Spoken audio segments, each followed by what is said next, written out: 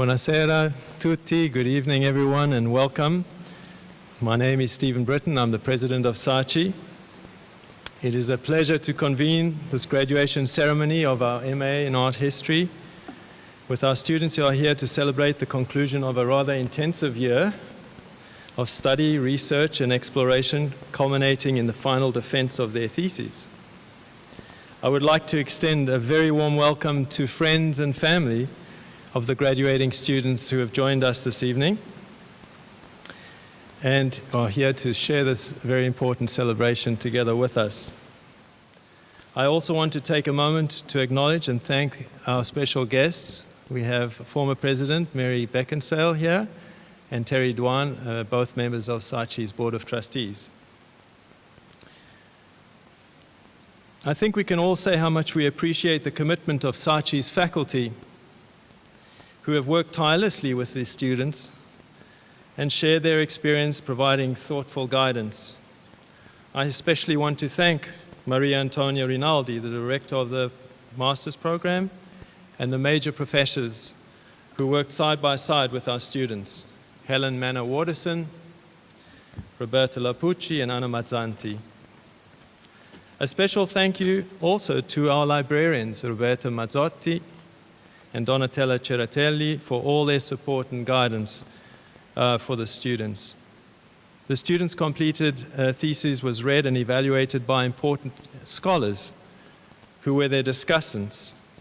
And our gratitude goes to Lucia Giardino, Lucia Minuno, Nicosetta Arroyo, and Maya Fujikawa, who brought their evaluative expertise and guidance to our students.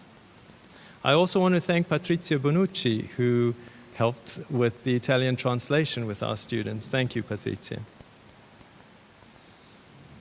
Lastly, I want to recognize all the work of our administrators who made this all possible this evening. And a special thank you to Lou Lodge and Pellegrini, Christina Ganalski, Bruno Spinazzola, who's in this room next door, who's helped us with the video. Thank you, Bruno. Chiara Tolleri and Nicola Pianari, who has been helping us with the technology here this evening. I also want to thank Lorenzo Guasti for taking the photographs. It's very nice of you to do that for us. So I very much enjoyed participating in the presentation of your theses this week, and was so proud to see the high standard of your work, the intelligence and creative thought that you put into your theses and that you demonstrated.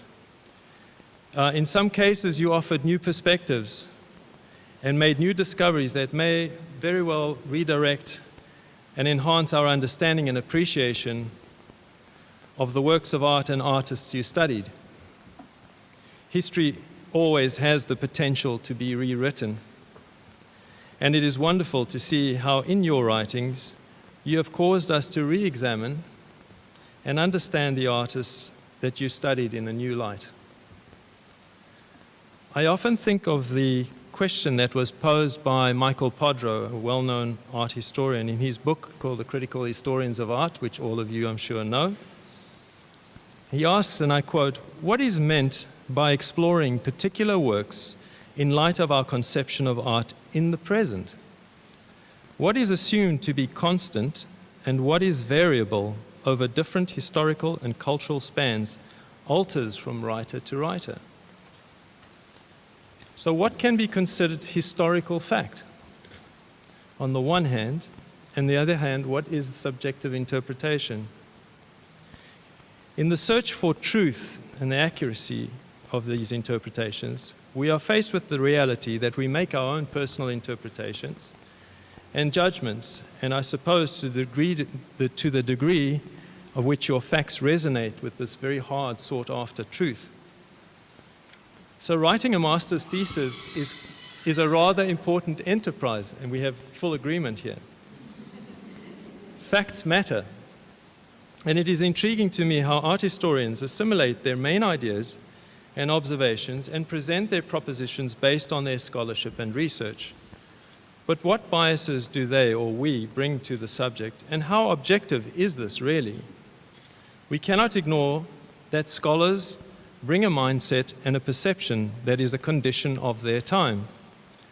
It is an inescapable fact that every idea has its time. The art historian J.J. Winckelmann said that writing about art history, and I quote, is not a mere chronicle of epochs and the changes which occurred within them. But he goes on to say, it is my intention to attempt to make the subject systematically intelligible. How does one do this without superimposing your own subjective opinions? Wittgenstein, in his Tractatus Logico-Philosophicus, wrote, and I quote, the general form of proposition is, this is how things are. That is the kind of proposition that one repeats to oneself countless times. One thinks that one is tracing the outline of the thing's nature over and over again, and one is merely tracing around the frame through which we look at it. We see how art historians bring a uniquely contextual account and representation of their time. We try to transport ourselves to the time and place we are studying, but we cannot help but understand and interpret through the lens of the present day.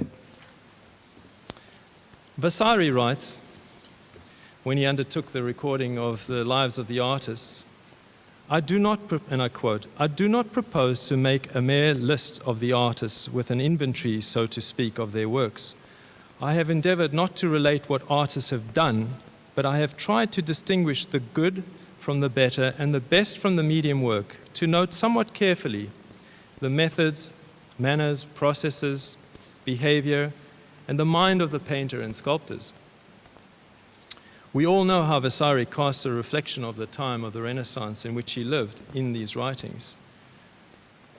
Today, as art historians, we adopt the processes and methodologies of observation and interpretations of our time. And then, of course, we cannot forget that the artwork itself speaks loudly and perhaps provides the most important primary expression as prima facie evidence, or that first impression evidence of what it is you're interpreting and writing about. It is obviously not just layering our perception of the present day, but we also have an almost inbuilt structure that we inherit from major art historians before us. So much of the foundation of the tradition of history and literature lay with the German philosophical aesthetics, writers of aesthetics from the 18th and 19th century, from the writing of Hegel and Römer to that of Riegel and Wolfman and Warburg and Panofsky. Their modus operandi for writing about art still heavily influences us as art historians today. So with so much history often written about the same subject, it becomes increasingly difficult to make new discoveries, real discoveries. From the new documents found, the connections you made, depictions, the countless discussions that you had amongst yourselves, with other scholars and with your teachers. All this within a year of intense focus on your subject of study. And you each brought your own creative inquiry, a curiosity and a desire to observe and discover new ways of seeing and understanding art in the context of human history. We are proud of the scholarship and the research and the bold new ideas that you produced. So what I'd like to do now is take a few minutes to watch a video that we produced, which I hope won't embarrass you too much, but of the students. Okay.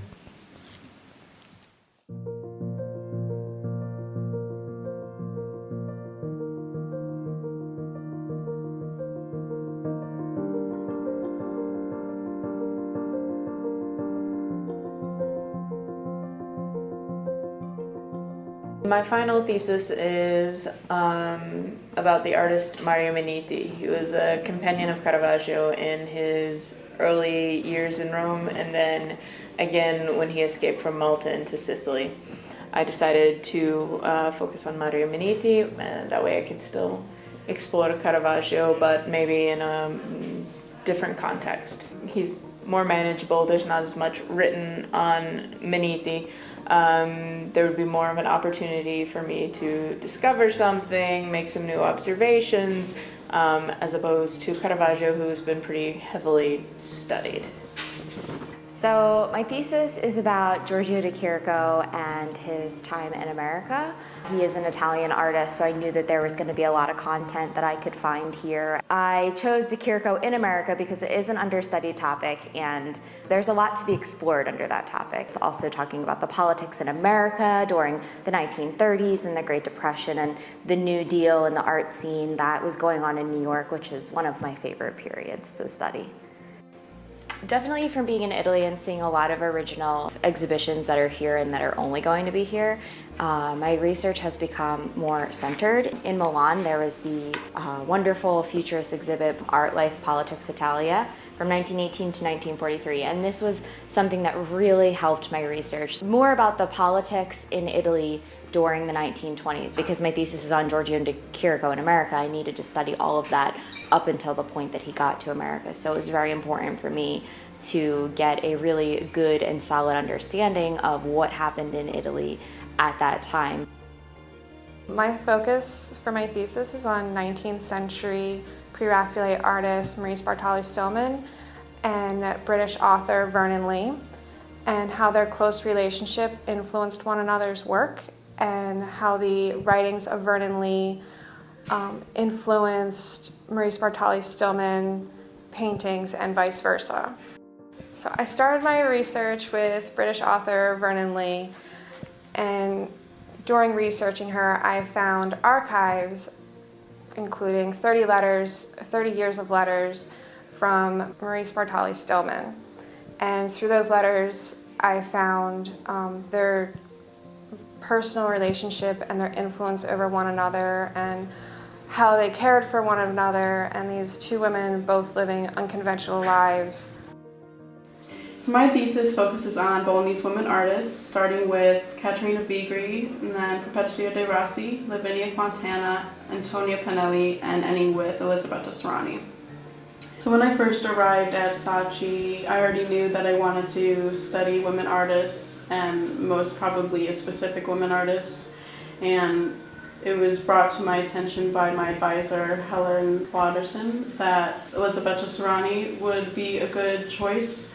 And I wanted to make her my main point, my main subject of my thesis. But with doing that, I also needed to trace back women artists in Bologna before her time. And when I found out how many successful or notable women artists came out of the city of Bologna, it led me to question why Bologna and how the legends of these women artists kind of developed into what they are today. I analyzed the biographers that recorded their life stories and their rhetorical strategies and how they talk about women artists, because a woman artist in general was a legend in and of itself. And so I wanted to address how the legends developed and the writers that wrote about them and how it affects our overall viewpoint of these artists nowadays. I'm an MA student specialized in late medieval and early Renaissance art in Italy. And my thesis is on Giotto's personifications of the virtues and the vices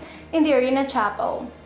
I decided to conduct a research on such a known topic because I couldn't help my urge to learn about the structure of the society and of the time, the position of the church back then, but also the revival of ancient literature and art. And in fact, there was still space for new discoveries.